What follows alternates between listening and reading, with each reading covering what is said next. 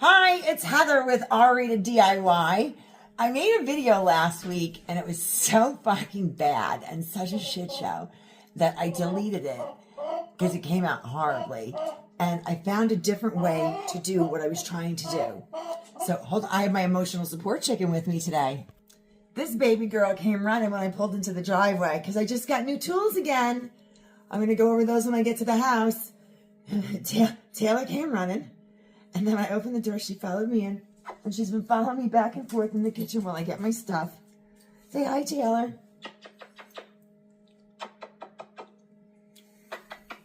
She missed me.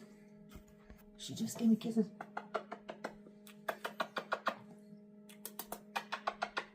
No? So, she's by my feet. So for the new house, I'm going with a lot of copper decor. I want to get a hammered copper dishwasher that's on my list with a hammered copper hood range vent and sink. For the and a vessel sink in the bathroom. They're beautiful. I want fixtures, and I'm going to put little thumbnail pictures of the fixtures I've been looking at that are copper, that are patinaed, because that's the color I love for everything. But they're like $200 and $300 each, and I'm not paying it. I need 3 for the bathroom and either 2 or 3 for the kitchen.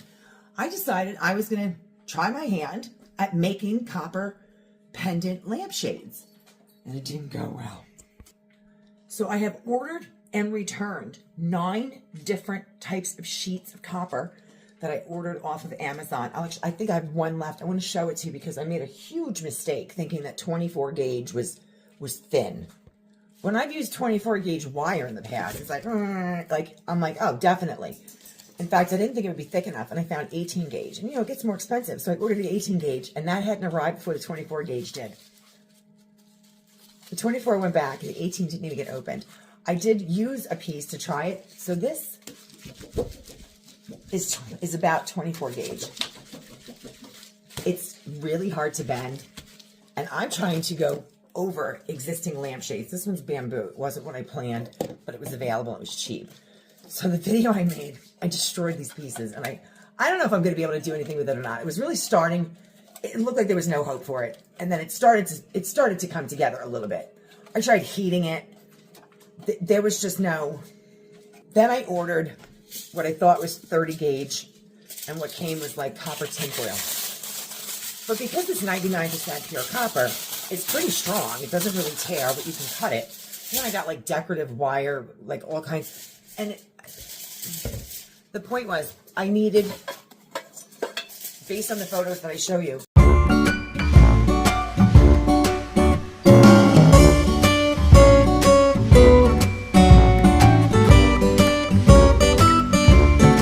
this was what I found in Home Depot. I wanted metal so I could bang the shit out of it and make these copper patinaed pendants, 2 to go over the bathroom sink, and 1 sort of semi-flush mounted fixture over where there is an existing one by the toilet.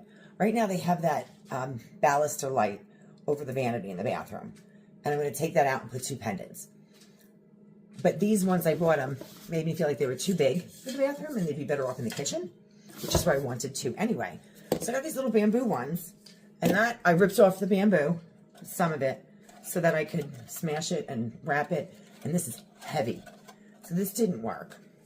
Then I wound up, I'm going to show you how I wrap them. I have now ordered, this was supposed to be 30 gauge. It's not. It's the same 24 gauge. And I have to be careful because when they say 0.002 inches versus 0.02 or 0.2 millimeters, you got to translate it into gauge. I need about 30 gauge. I found another supplier that sells this, but this is 0.0004 inches. So this is like 58 gauge. I have one coming that's wider. It is almost 12 inches. It's 11.8 inches wide and almost 12 feet long, which will work better being able to wrap these because it doesn't really cover enough. I'm going to show you how I wrap it, and then I'm going to show you, then I patinaed it. I found a website that tells me which chemicals to use because the patinaed look is what I want, and it takes years for it to happen naturally, apparently. So right now, I have these covered. They're patinaed. They patinaed like overnight. The blue is from 1 tablespoon. It's 1 part Miracle Grow and 2 parts red wine vinegar. So I did 1 tablespoon of Miracle Grow because I didn't want to waste it. It's expensive. And 2 tablespoons of this. And I soaked the paper towels. And then I did, that gives you a very green patina, which was great. And then for a more blue patina is 6 tablespoons of white vinegar and 2 teaspoons of salt.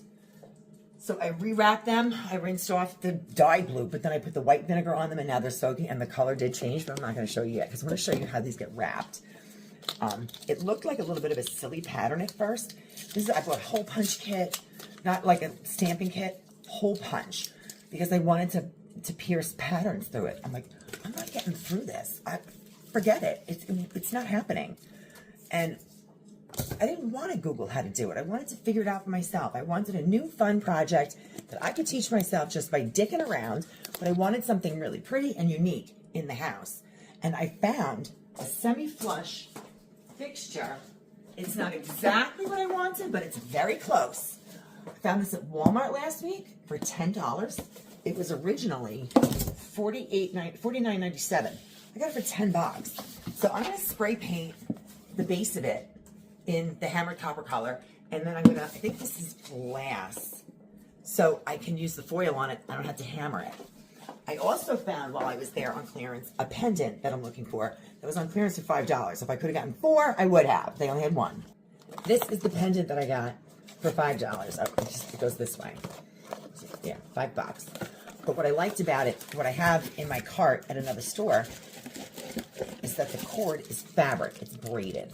It's not the plastic vinyl hanging where it looks cheap.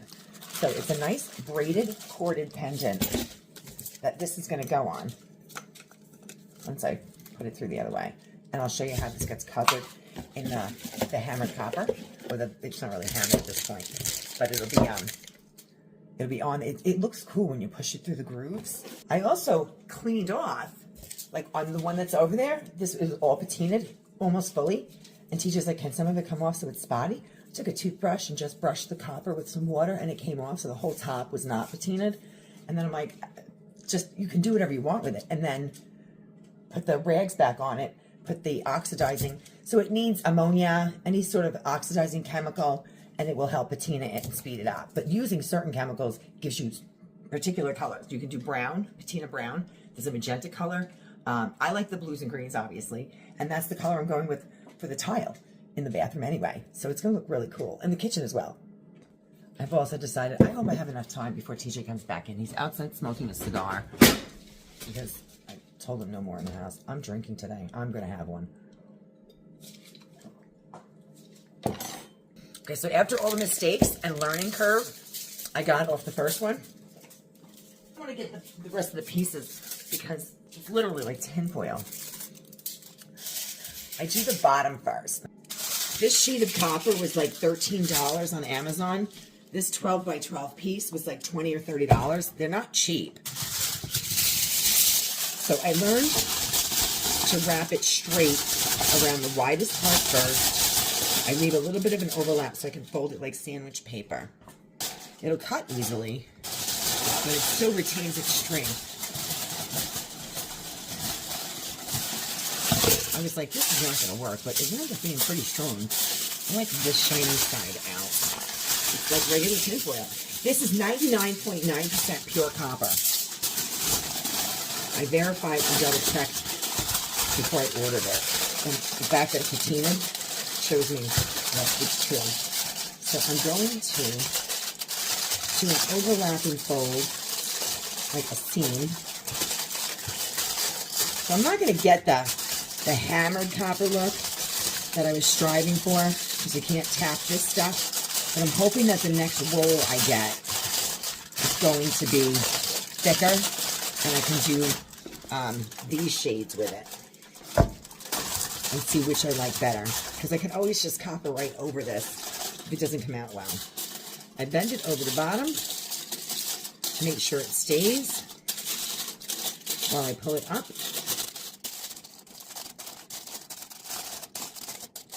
And I'm not even sure if I'm going to be 100% happy with how these come out yet. But I'm hoping that if it doesn't, when the new copper comes, I can redo it. And then I can show you something that doesn't look like ass. It feels like Jiffy Pop. It's like freaking Jiffy Pop trays. Then I push it up. And I make a nice overlap so the seam is straight, sort of.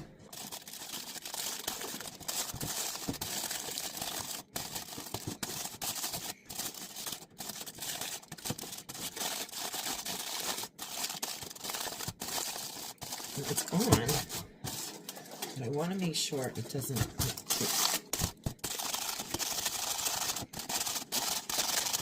That you get the pattern all the way around, so it's not missing and it looks uniform.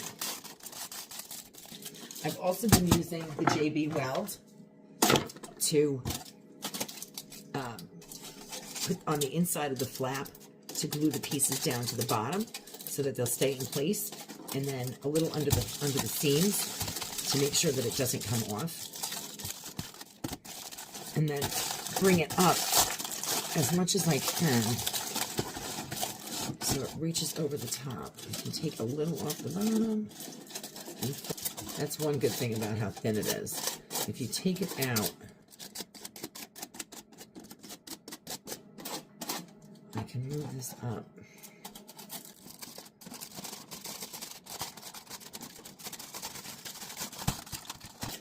Whole lampshade cover without having to cut additional pieces, because those rolls do not come with a lot on them. 3,500 millimeters. It's like 12 feet, but it's only 7 inches, 6.5 inches. So no, you just up and up. Come on.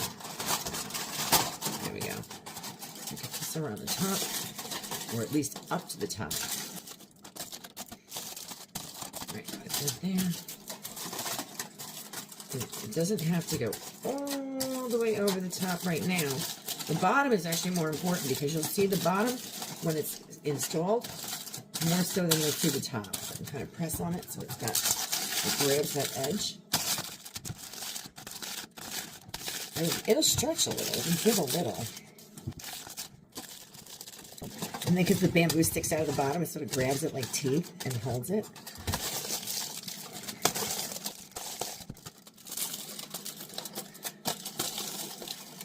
Obviously, this does not look remotely like the photos that I'm attaching to the video that I'm trying to show you what I'm trying to accomplish. But then I take leftover pieces, I cut 2 thin strips so I don't cut more off the roll and waste it. I connect the long ends to each other, and then the JB Weld wasn't working. So believe it or not, I actually just took the little piece of the packing tape I've been using for everything. Just a tiny piece to hold these together, because it tapes very well. Then I fold it over for that seam look again. I fold it twice. I can now open it and have a seam for where the seam is on here. But and then I fold one side over for the whole length to make sure it's straight and has a neat edge like gift wrapping.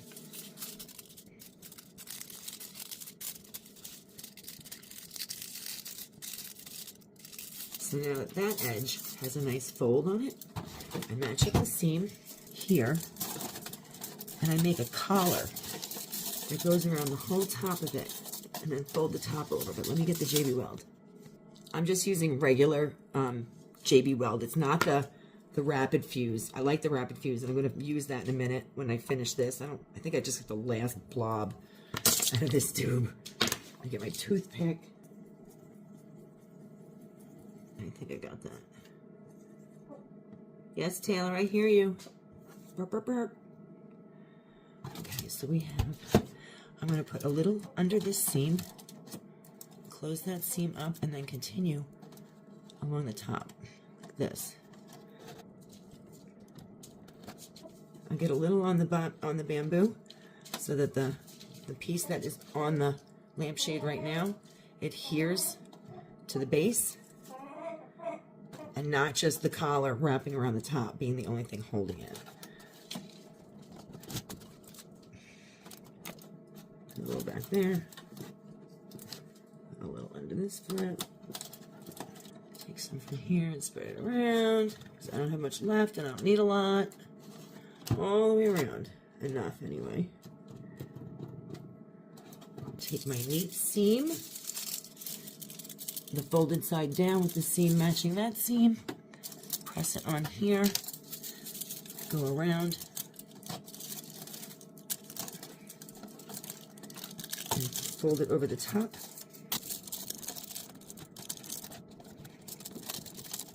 A little lower. A little more collar. That's the length of collar I want. So I want to see it straight around the neck. All the way around smoothly. And then I'm going to have to cut this and do another overlap. Like that. Nice and tight, and then start wrapping the top. And make sure you stay at the same even length all the way around.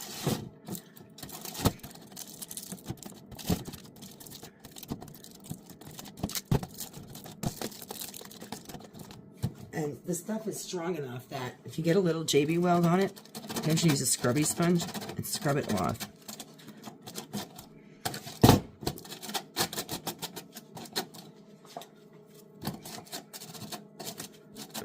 So now it's going to have a collar around the top. And it'll look a little more finished. I'm going to put more JB weld under the seam and around the bottom, and I'm going to make another collar for around the bottom of it. So, this of course was not what my intended look was supposed to be when I decided to take on this endeavor. I really did want more of a true metal copper, but I just, this is like 3 pounds. I'm going to show you. I'll finish this later. You get the gist of it. You're going to do the same, you would do the same thing on the bottom as you do around the top. You make the collar. Just make sure you keep tightening it and that the grooves are evenly shown, or whatever you're doing. I'm going to show you the ones that are now being patinaed, and I'm going to unwrap them and show you what they look like. It's still not what I'm expecting it to be, but it's certainly better, and it's on its way.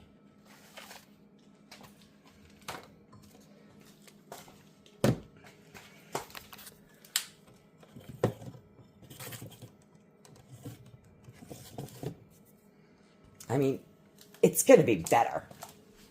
I'm not done yet. But there's a big difference. It'll get there. That's that one. I think, I knew from the beginning that these were going to come out better because I rigged it buying the bamboo ones. This was the metal one I had in mind the whole time. I'm hoping these come out good because these are going to have to go to the kitchen. So, based on the photo, there's a photo I'm attaching of a round, it's not really, it's a pendant. It's a single chandelier fixture. It's one dome, but it's larger. It's bigger than a pendant.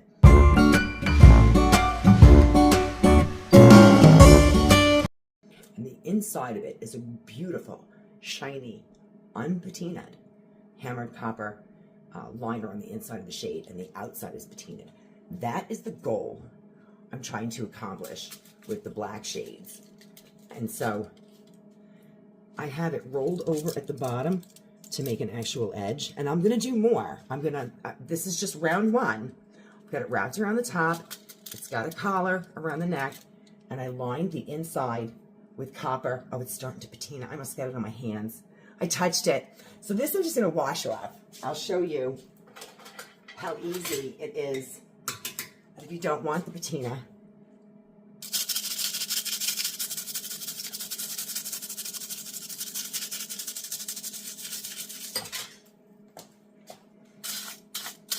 it comes right off. It's actually a protective. I didn't realize that patina is a protective coating.